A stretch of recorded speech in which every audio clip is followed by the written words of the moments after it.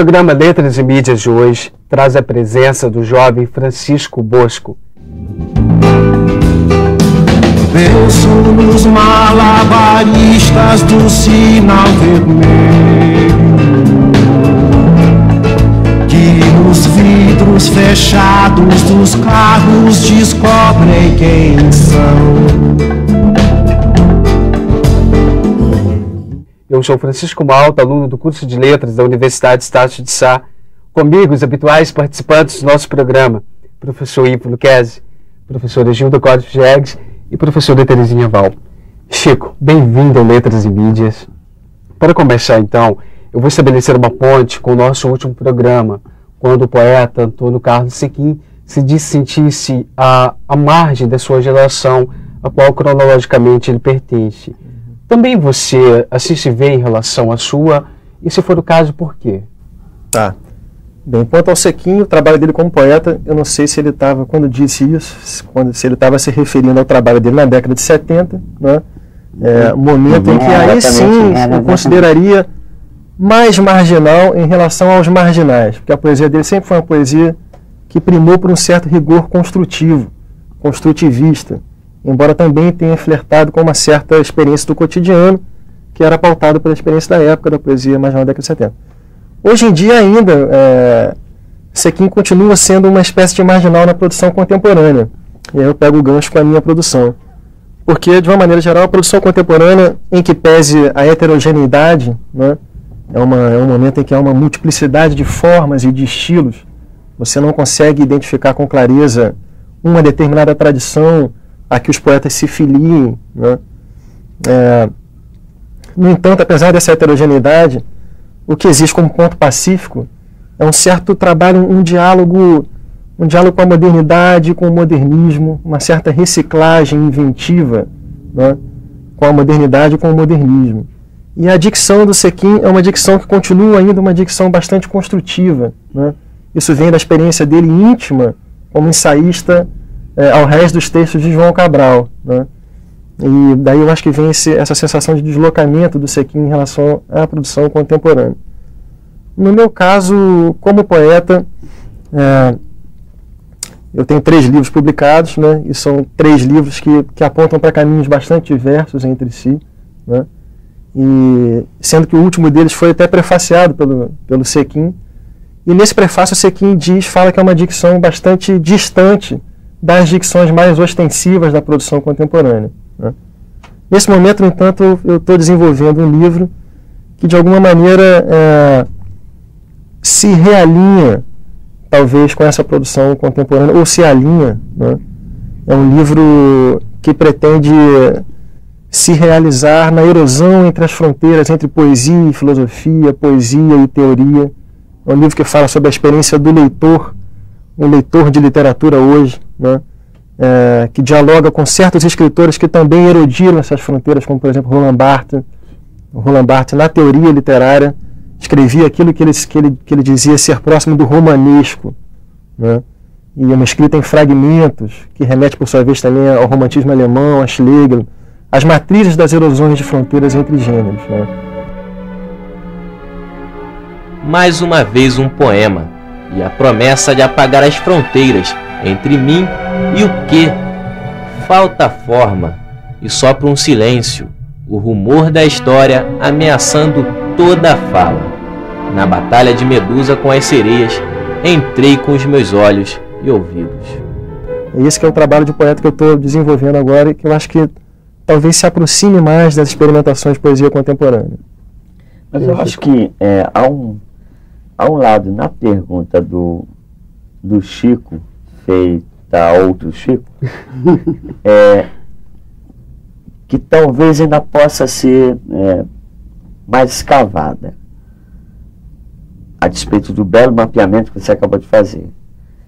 Você, existencialmente, com o que faz, imprimindo a força que imprime a essa realização, que é poética, criação em geral, como você dialoga entre pares geracionais? Quer dizer, em que medida você se sente imerso, né, ou em meio aos seus amigos, poetas ou não, e em que medida você se sente deles distanciado por alguma singularidade que apareça no seu investimento e que não estaria, pelo menos como tônica, posta como um paradigma da geração atual. Aí a questão é muito clara, né? Eu acho que quer dizer, a gente vive num tempo em que há a experiência da literatura, e não apenas da literatura, né? Mas, digamos, a experiência do real e da vida hoje, eu acho que é de certa maneira mutilada, né? Inclusive a minha dissertação trata disso. Eu acho que o que existe hoje é uma espécie de mutilação da experiência do real, né? Porque o real tenta ser apreendido hoje nos seus aspectos mais visíveis e brutais, mas é o cru do real que tenta ser apreendido, né? Isso está muito claro em manifestações do espetáculo, como, por exemplo, os telejornais que expõem uma violência brutal o tempo todo, né? As novelas, por exemplo, melosas, né, que tentam sempre o sentimento à flor da pele, os filmes de violência, produção hollywoodiana, cinema comercial, né? E mais recentemente os reality shows, né? E essa tentativa de apreensão do real, mais shows que reality, né? Ou ainda, que reality é esse? Né? Essa que é a questão, né? E essa tentativa de apreensão imediata do real, né, no meu entender, revela uma demanda sôfrega de real hoje em dia, né? Ora, essa demanda está relacionada, Debord soube ver isso muito bem, né, na teoria do espetáculo, né? Justamente uma certa volatilização da experiência de vida hoje, né, que passa pela coisa da representação espetacular, televisiva, etc. E o que acontece, né? A minha questão é a seguinte: me parece que há aí uma espécie de erro de cálculo, né? Porque a experiência do real, ela é formada por um jogo de visibilidade e invisibilidade. O real não se dá imediatamente na ordem do visível. O sentido é constituinte do real, mas o sentido deve se fazer ver. O sentido é da ordem de uma revelação. Ele não se dá imediatamente, né? O que é rutilante é o invisível, né? É exatamente esse jogo, né? De fazer aparecer, de revelar e tal. Eu acho que é esse jogo de fazer aparecer o que é constituinte, o que é o suporte da experiência do real, é que está faltando nas representações hoje. Ora, esse fazer aparecer do sentido é justamente o que uma linguagem como a literatura, mas não apenas a literatura, a arte de uma maneira geral, e também diversos campos de saber, né, como a psicanálise, enfim, sociologia, filosofia, etc. É essa visibilização do invisível que essas linguagens são capazes, né? E é esse exercício subjetivo, existencial, que eu dedico à minha vida. Mas esse é uma prática que não está posta de jeito nenhum. Ela existe marginalmente e existe com força, com a força própria da marginalidade. Mas do ponto de vista de um paradigma mais geral, sem dúvida isso é uma exceção. Tu estás falando em realidade, quer dizer, a tua resposta suscita inúmeras questões, mas eu gostaria de fazer aqui uma provocação. Não haverá também uma troca de papéis? Quer dizer, hoje o elemento ficcional está muito posto nessa suposta realidade trazida pela mídia, por exemplo, os reality shows, e a própria literatura, ela se incumbindo de dar conta de um real, mas já meio, digamos... vampirizado, né? Não sei, uma proposta assim para... Dá tempo de responder nesse bloco? Tem 4 minutos. Tem 4 minutos, então dá. Eu acho, Gilda e Ivo, né, que as perguntas convergem. Eu acho que a ficção, na verdade, é o lugar onde se dá, de certa maneira, uma apreensão privilegiada do real. Né? Para continuar com a minha metáfora espacial, eu acho que a ficção é justamente o lugar onde se dá uma mediação do real, né? E essa mediação, essa distância que se interpõe entre o real e a linguagem, que consegue capturar o real, né? O erro de cálculo a que eu me referia é que hoje em dia pensa-se, né, que a melhor maneira de se agarrar ao real é pela via da aproximação imediata, né? E isso invadiu mesmo a literatura. A ficção brasileira, por exemplo, certamente se tornou uma ficção meio jornalística, uma ficção de reportagem. Há os romances jornalísticos, os relatos de viagem, né? E as biografias, por exemplo, as biografias estão sempre na lista dos mais vendidos, né? Naturalismo já desgastado. Exatamente. E em toda essa série de fenômenos eu vejo sempre esse erro de cálculo, né? Tentativa de aproximação do real pelo imediato. Ora, o real se deixa aprender pela mediação. A literatura é a arte das mediações. O lance próprio, me parece, do transporte do real para o texto, da vida para o texto, é o lance da mediação da arte.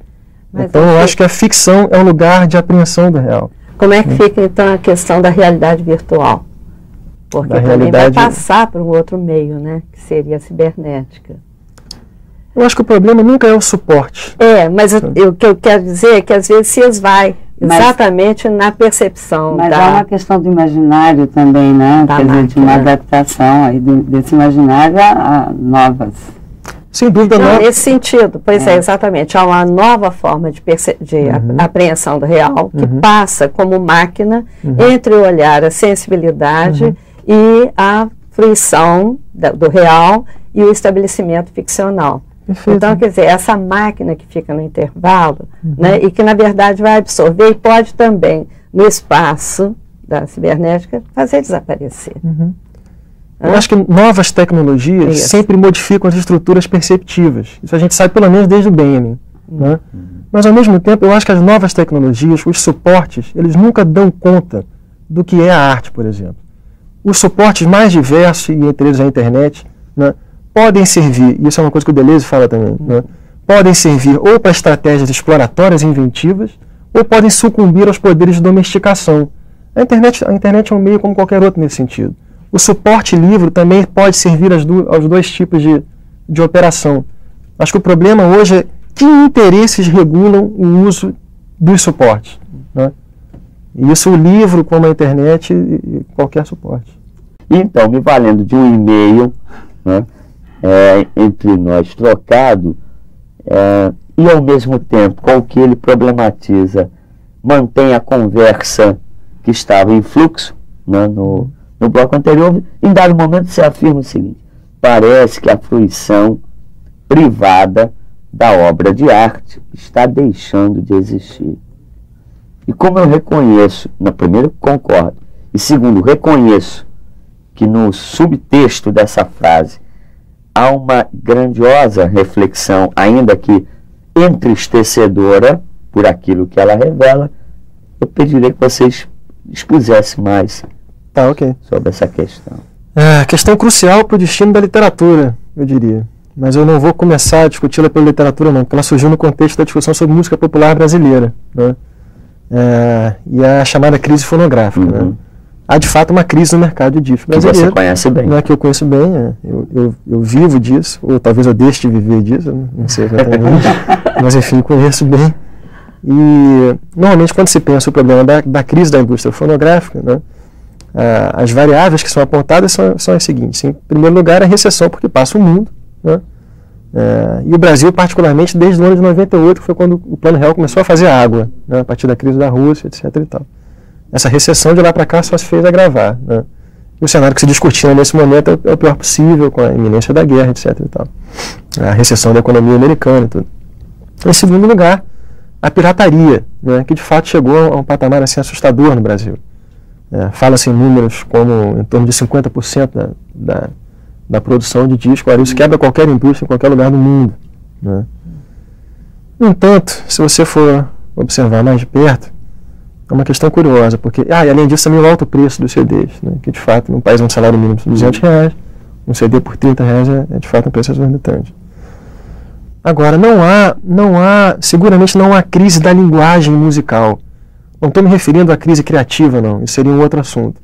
Mas não há, assim como há na literatura, não há uma crise do lugar da música, da representação da música na cultura contemporânea. Pelo contrário, as pessoas gostam de música, ouvem música cada vez mais, fazem música. A produção musical, a circulação da música é exuberante. Chega a ser invasiva. Chega a ser invasiva. Né? Então, o que me parece que está acontecendo e aí chego à frase que você menciona no e-mail, né? É que a mutação cultural me parece mais profunda. Né? O que está acontecendo é, de fato, a fruição da obra de arte privada, né? A fruição privada da obra de arte está realmente deixando de existir, né? E isso é um fenômeno que se deixa ler através de vários signos, né? Por exemplo, a música a nível mundial, né, mais recente, o gênero, né, é a música eletrônica. Ora, a música eletrônica ela é feita para uma fruição coletiva, nas raves, por exemplo, né, ou nas boates onde se dança, né. No caso da produção mais recente na música brasileira, verifica-se nessa uma intensificação muito grande do polo rítmico, em detrimento muitas vezes do polo melódico, que parece haver uma certa saturação da melodia, né, e do nível harmônico também. Ora, por que essa intensificação do rítmico? Porque o rítmico se presta à dança, e a dança é uma manifestação coletiva também. O ressurgimento que a gente vê na zona sul do Rio de Janeiro, do samba, é um ressurgimento de fruição coletiva, a revigoração da Lapa, né? O fenômeno do carnaval, por exemplo, também é uma manifestação musical coletiva, né? Ao passo que a tradição, por exemplo, da música, a grande tradição da música tonal, a chamada música clássica, né? Ora, é essa a música que se ouve em casa, ou se ouvia. E não é por acaso que essa música está em crise também. Isso também está atravessado pela fruição privada, né? Não se ouve música pensando. Música só ouve sem pensar. Porquanto dois corpos não podem ocupar ao mesmo tempo o mesmo espaço. Eu acho que isso é um fator decisivo para a crise fonográfica. As pessoas não estão comprando discos. Por quê? Porque estão deixando de ouvir música em casa. Está deixando de fazer sentido para as pessoas ouvir música em casa. Isso, por sua vez, reencontra as questões com que a gente abriu Mas porque o sentido daquilo que as faria ouvir em casa não existe mais no próprio produto. Não, porque se ela compra, não faz, acho que a questão, no fundo, é essa, né? A pessoa deixa de comprar o CD hoje porque o que ela levaria para casa só serve na tribalização, não, ou na coletivização. Porque a coisa está no produto em si, né? E aqueles que fogem a esse esquema, e você opera, o João, Ginga e outros, operam numa outra faixa, acabam recebendo, né, o ônus dessa tendência. Porque existe uma produção que é uma produção que opera com sentido na música. Uhum. Né? Mas essa produção naturalmente tem uma circulação mais restrita por tudo isso que a gente está levantando, né? Uhum. E a crise da fruição privada atinge a literatura de uma maneira muito mais decisiva, né? Porque aquilo que na música é de certa maneira acidental, ou seja, a música ela pode ser feita para a fruição privada, mas a música ela também tem essa versatilidade, né, de se prestar muito bem à fruição coletiva. Sim, até porque é assim que ela nasce, né? Até porque é assim que ela nasce. Mas a literatura não. Quer dizer, é imanente à literatura o silêncio, né, um outro tipo de recorte temporal, né, subjetivo. E a individualidade. E esse silêncio é uma espessura, né, isso está realmente completamente hostil, né, ao ritmo de vida contemporâneo, né? Então a literatura se encontra nessa situação. Porque no contato com o livro, o texto, né, já em livro, o papel, você tem só uma relação até quase que, digamos, egoísta, de tal maneira é o leitor mais o texto ali. E a fruição se dá, digamos, já que estamos falando de literatura, mas em toda manifestação de arte, há um momento que é de solidão mesmo. É o momento que você percebe o dado estético e que é só seu e é só naquele minuto, né? Agora, e o texto no livro, você pode voltar e voltar, quer dizer, o que fica do livro, pensando o texto já no livro editado, o que fica do livro, não é? Numa era, digamos, de pulverização. Você começou falando de erosão, né, na primeira resposta sua, quer dizer, em um momento que essa erosão pode ser aproximada da ruína, né? Há uma questão séria aí, que de qualquer maneira, está respondendo à questão da ruína cultural. Agora, e das ruínas? Surgirá alguma outra coisa, né? Então, mas e onde é que fica o ato esse ato que seria individual, quase que egoísta, né? Mas que é produtivo também. Alguma coisa tem que surgir daí, né? Eu acho que a literatura é esse corpo a corpo entre livro e leitor, né? Ela se dá nesse corpo a corpo mesmo, é um corpo a corpo envolto em silêncio, né? E é um ato privado. Mas isso aí... tu estavas falando e eu vinha pensando, eu digo, bom, de fato a literatura vem sendo também contaminada por esse coletivo. Eu percebo, por exemplo, hoje, bastante frequente, o ato de leitura de poemas em rodas de leitura. Eu vejo muito o contar histórias, quer dizer, já é um sentido do coletivo, né? E o que vai ficar desse processo é muito pouco, porque não há possibilidade, né, de se trabalhar literatura coletivamente. Ela é singular. Ela deixa de ser um acontecimento e se torna um mero evento. Evento, exatamente. Eu acho que é uma questão aí realmente que tu tocaste, e me parece que há a contaminação. E aí, uma de duas, né? Ou a literatura sucumbe e fica só esse tipo de evento, ou então vem, como a Terezinha aponta, né, alguma resistência, da ruína vem alguma coisa.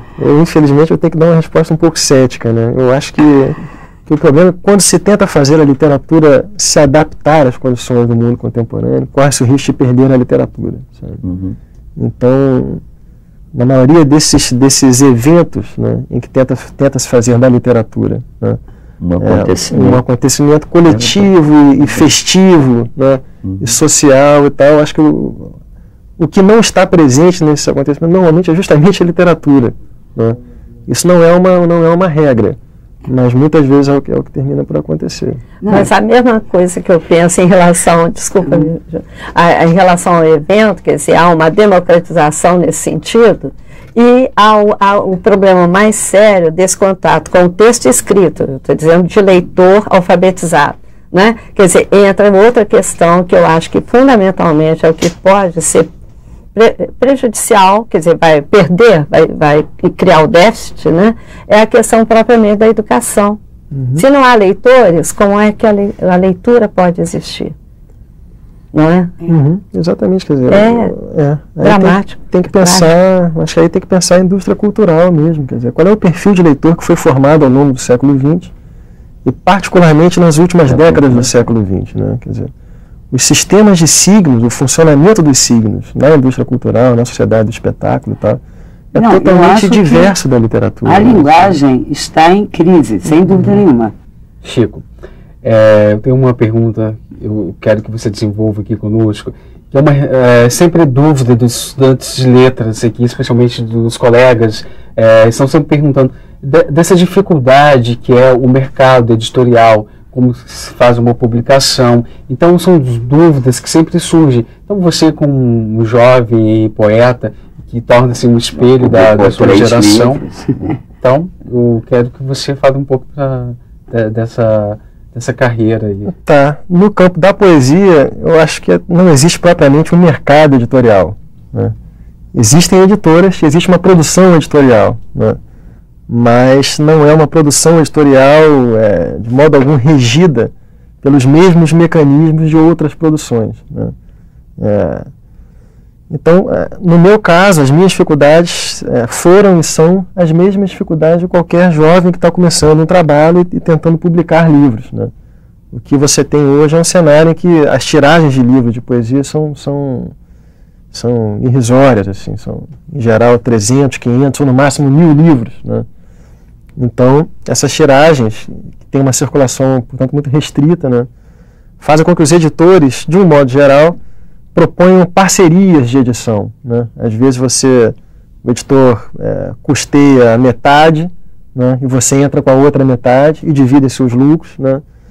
Tudo somado, na melhor das hipóteses, dá para você recuperar o que você investiu, né? E há muitos poucos editores que custeiam uma edição inteira, né? Então as dificuldades são essas, de você submeter um trabalho, né, e tentar fazê-lo ser editado. Um dia, engoli o silêncio dos livros. Não sei falar. Escrevo pelas bocas. Agora, no caso da produção ensaística, as condições também são muito parecidas, né? As editoras universitárias também, né, não são muitas, né? e as tiragens também são pequenas, né? É difícil você publicar, a não ser publicações de circulação muito restrita, como as publicações acadêmicas, em revistas, de ensaios, etc. Mas olha, Chico, talvez tentando pensar com a mente do telespectador, ele poderia, a essa altura, ouvindo, sei lá, sentir-se instigado a supor o seguinte: bom, mas sendo Francisco, mas também Bosco, trazendo essa linhagem com a importância que esse Bosco quer dizer, terá ele encontrado, ele no caso Francisco, portas abertas, facilitações, ou até, surpreendentemente, o contrário, e no caso por quê? No caso da produção poética, nenhuma porta aberta, né? Porque não é a área onde meu pai circula e tal, e o fato de eu ser filho dele não modifica em nada a situação de falta de leitores, etc. e tal. Então, né, não foi nada diferente, né? No caso da produção ensaística, mais do que isso, e como a sua pergunta no final chega a sugerir, né, há muitas vezes um preconceito, né? Porque há uma parte das pessoas da academia, né, que são avessas assim, ao que consideram uma certa contaminação da literatura com outras áreas da cultura, como por exemplo a música popular, né? E aí entra todo aquele problema de alta e baixa cultura e tal. Eu, de forma alguma, penso assim, e acho até curioso se pensar assim num país como o Brasil, onde a tradição da música popular talvez seja aquilo que melhor represente o Brasil no exterior, não porque seja melhor que a nossa literatura, de forma alguma, mas porque as condições de circulação da música brasileira são muito melhores que as da literatura. A literatura pressupõe um trabalho de tradução, um trabalho editorial que é necessariamente mais lento, né? A música tem uma repercussão mais imediata, né? Que afinal é um casamento que a própria tradição poética brasileira se encarregou de. Então chegaremos lá, que é uma questão maravilhosa, né? Então, portanto, né, o sobrenome, a filiação, não favorece no caso da editoração em poesia, e às vezes chega a causar um certo preconceito no caso da minha atuação acadêmica. Agora, eu me tornei um letrista de música por conta dessa filiação, né? E não fosse essa filiação, certamente eu não teria a oportunidade que tive, né, de fazer circular um trabalho para um número de pessoas tão grande, né, como é o caso da música do meu pai, né, que possibilita né, um público que eu jamais terei talvez em literatura, né. E agora, a contraface desse favorecimento é que as pessoas também passam a suspeitar do seu mérito, né, porque como de fato você é favorecido por uma oportunidade que de outro modo você não teria, né, a exigência crítica que as pessoas têm sobre você é dobrada, porque parte do princípio de que você não merece. Eu devo confessar que eu mesmo sou assim. Quando eu leio o jornal, eu vejo filho de fulano de tal, está lançando não sei o que, eu já olho assim, eu mesmo vejo assim. Agora, o que cabe a você fazer, né? Demonstrar que o seu trabalho é um trabalho que merece a repercussão que tem, né? E é isso que eu estou tentando fazer. No caso do trabalho com meu pai, estamos no 3º disco, né? Malabarista Sinal Vermelho. Foi o 3º disco que fizemos uma parceria integral. Todas as letras são assinadas por mim e tudo. E eu diria que finalmente nesse disco o preconceito, a acusação de favorecimento e tal, ela deixou de existir, né? Através da comprovação de um trabalho que é um trabalho sério, um trabalho de dedicação e tudo.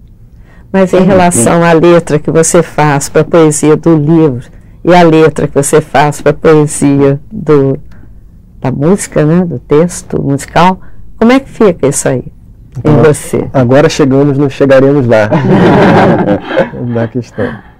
Eu acho que as relações entre letra de música e poesia, né, na tradição dessas duas vertentes, né, no Brasil, é uma relação de divergências e convergências, né? Tem movimentos de aproximação e movimentos de fuga, né, ao longo desde as primeiras décadas do século XX, né?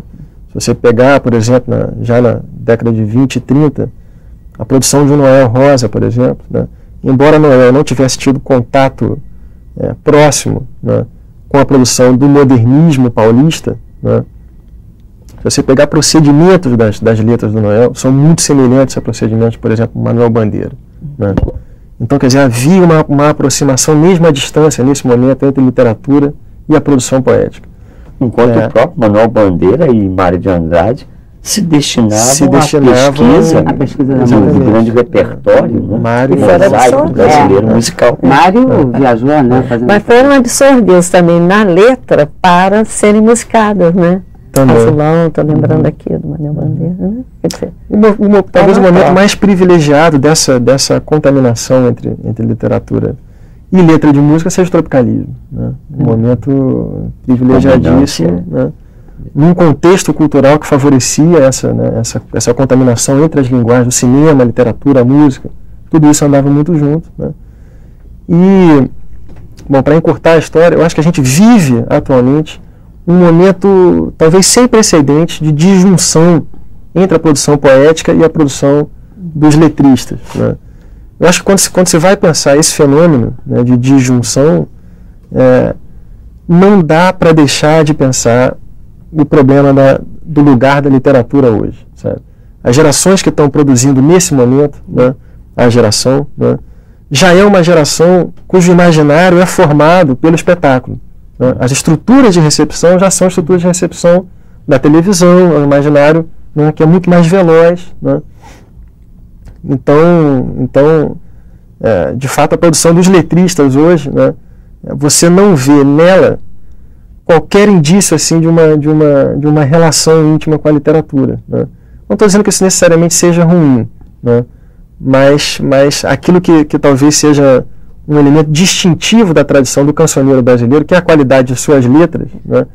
Isso está dando lugar a uma outra coisa, a um outro tipo de música. É a questão do poético, né, que você está colocando aí, perde-se. Eu acho que se você for ver, né, quem está ocupando o cenário hoje da música popular com maior visibilidade, né? Aqueles em que se pode verificar uma produção poética de muita qualidade, né, estão mais ou menos em torno dos seus 40 anos, eu diria, sabe? No caso de um Arnaldo Antunes, né? De uma Adriana Calcanhoto, né? Agora, a Adriana Calcanhoto, quem são os letristas da Adriana Calcanhoto? É Alice Salomão, Antônio Cícero, são pessoas que vêm de uma outra época, sabe? Então, acho que o que eu particularmente não consigo notar, né, na produção musical contemporânea que tem visibilidade, né, é essa relação dos letristas com a literatura. Até porque eu acho que a própria letra vem perdendo a força dentro da música. Ela anda muito rítmica, como tu chamaste a atenção. Pois é. Então perde um pouco o sentido, a densidade da letra quando as pessoas querem só dançar, né? Não sei se é pertinente, né? Eu acho que sim. Eu acho, quer dizer, o fenômeno ele é muito entrelaçado, né? Tem uma série de mais causas, que pertinente, né? Acho que tem até um caráter meio judicativo aí, embutido na observação, porque quem faz aquele tipo de letra para população não tem como fazer poesia. E quem faz poesia também não vai pelo menos a população, né? O que compete perceber, independentemente de quem aqui concorda ou discorda. Acho que quem faz da população faz porque só sabe fazer aquilo. E aquilo não cabe no outro extrato mais sofisticado. É difícil pensar o que seria uma música para pular, né? Uma poesia para pular, né? Música para pular tem uma poesia para pular. O Arnaldo falava em música. Canção, eu acho que toda essa discussão que está tendo aqui, na canção do Arnaldo, ela está perfeitamente música para ouvir. Música para ouvir, música para pular. O que está deixando de existir é música para ouvir, né? Tem música para tudo, tem música para tocar no elevador, música para sair de dentista, né? Música para ouvir, que é uma forma de... Bom, Chico, eu iria retornar à tua fala inicial lá do primeiro bloco. Tu falaste uma coisa que está martelando aqui a minha cabeça, que é exatamente a fragmentação, né, da poesia, no sentido de que cada poeta hoje toma o seu rumo, né? Não há mais movimento. Aliás, isso já foi, quer dizer, isso é uma coisa que é passível de se observar. E é um texto do Haroldo de Campos, que eu acho muito interessante, em que ele vai dizer não há mais possibilidade de movimento. Quer dizer, nós estamos vivendo no pós-moderno, que ele diz pós-utópico. Então, morrendo a utopia, morrendo, né,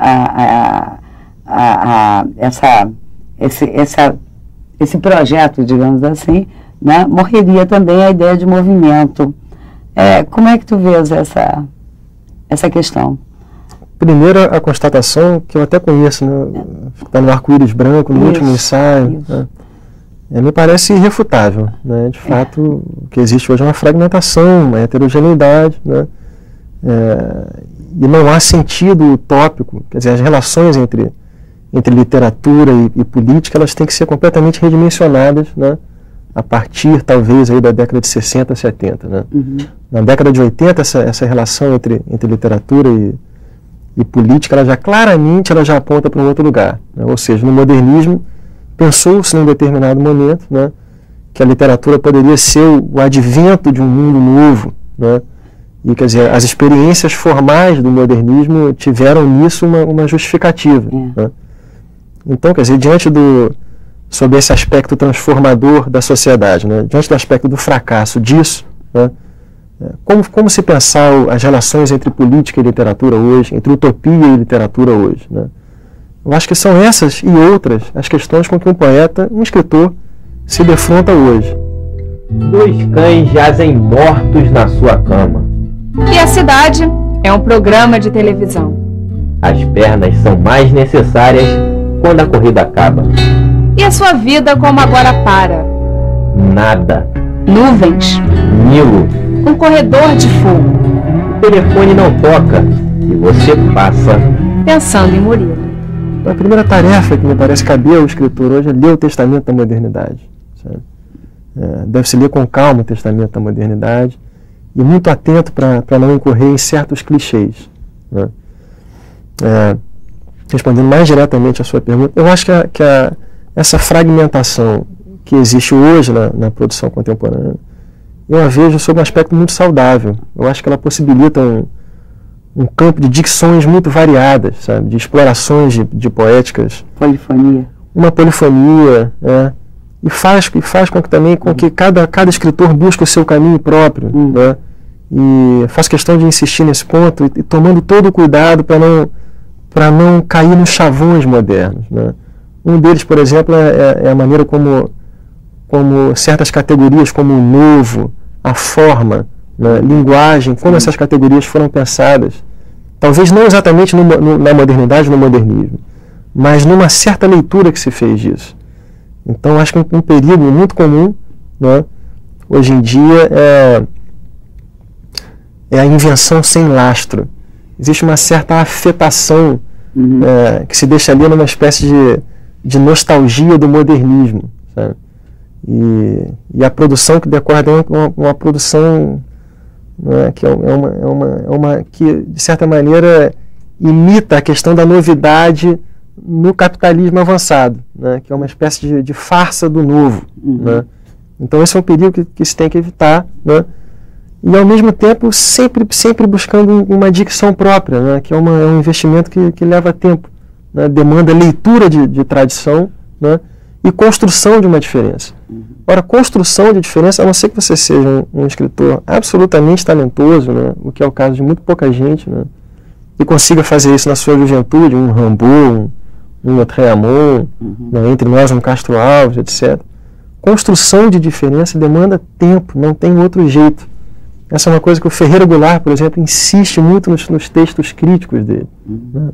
Ferreira Goulart, que foi um poeta que sempre flertou com as vanguardas, né, e tal, mas que também nunca deixou de saber que o poema é sempre uma sabedoria do corpo e do tempo. Né?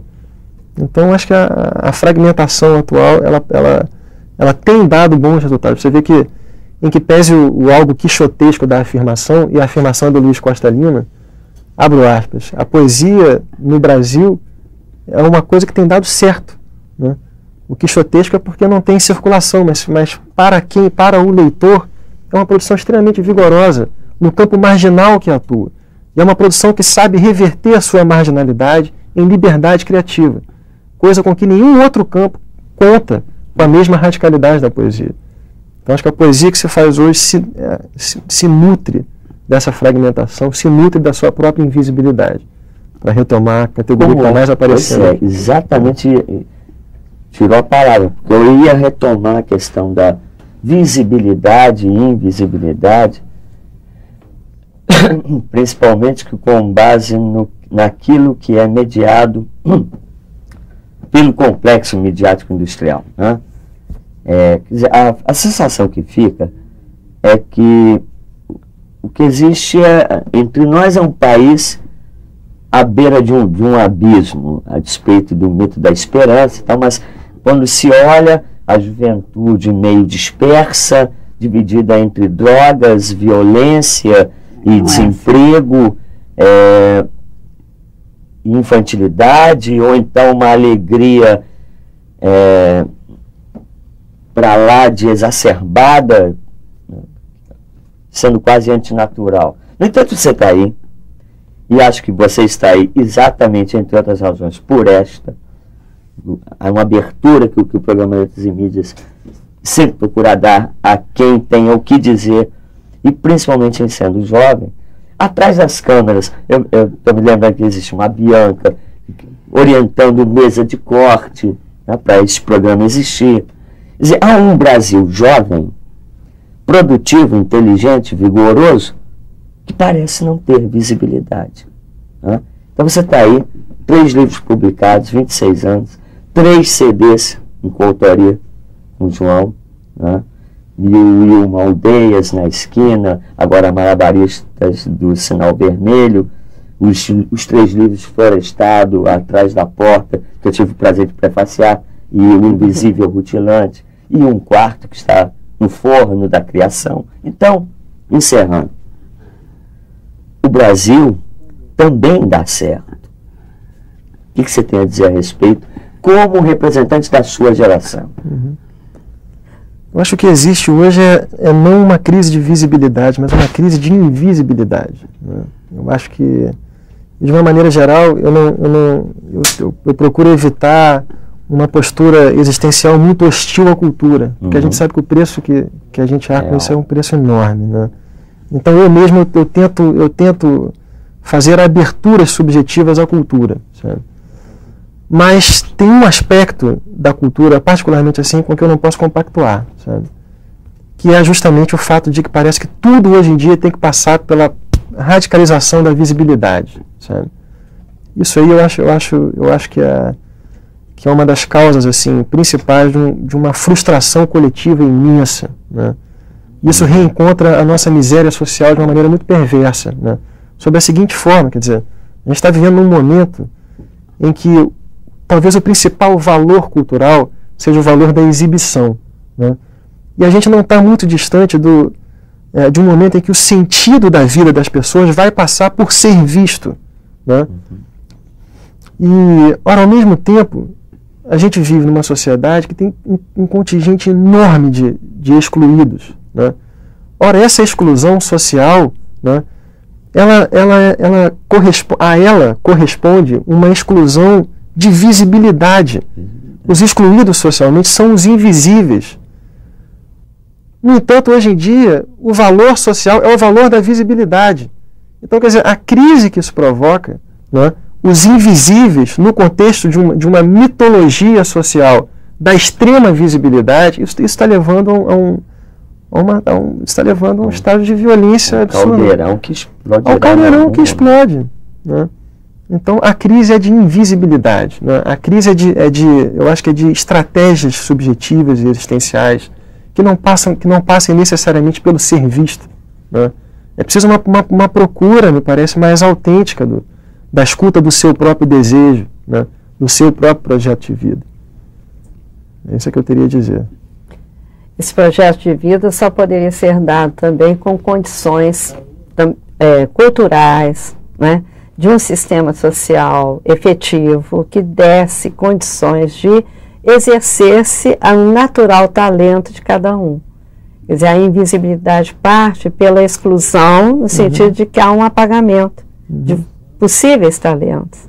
É doloroso e impiedoso, no sentido de que não permite ao outro a expressão da sua própria individualidade ou subjetividade. Então, é difícil você pensar a autonomia de um projeto de vida sem a fomentação de um espírito crítico, né? E aí a gente reencontra a matriz, que é a matriz da educação mesmo, né? Se não tem uma educação crítica, as pessoas ficam completamente reféns da mitologia cultural. E a mitologia cultural é, de fato, escravizante, né? Ou seja, somos malabaristas, né? Somos malabaristas, No sinal vermelho. E é preciso resistir. E aí eu vou rapidamente reencontrar aquilo que eu sugeri na resposta anterior, quando falávamos sobre a dimensão possível da política da literatura hoje, né? Eu acho que a política, o sentido político da literatura hoje, né, não passa necessariamente, como queria Sartre, por exemplo, né, por uma estratégia mimética.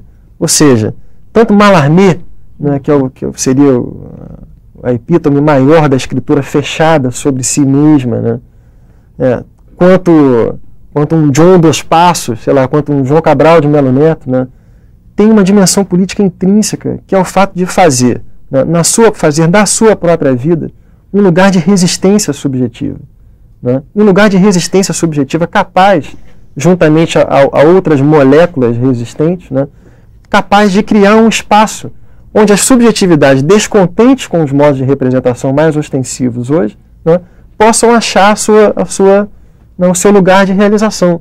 Acho que a política da literatura hoje está na resistência e na diferença de estratégias subjetivas que não compactuam com a cultura mais ostensiva. Bom, Chico, chegamos ao fim do nosso programa. É uma pena. Agradecemos imensamente a você pela sua presença. Eu que agradeço pela oportunidade. Ao professor Ivo Lucchesi, professora Gilda Quadros Diegues, professora Terezinha Val, a você pela sua audiência, e aguardando a todos para o nosso próximo programa. A gente se vê. Penso nos malabaristas do sinal vermelho, que nos vidros fechados dos carros descobrem quem são.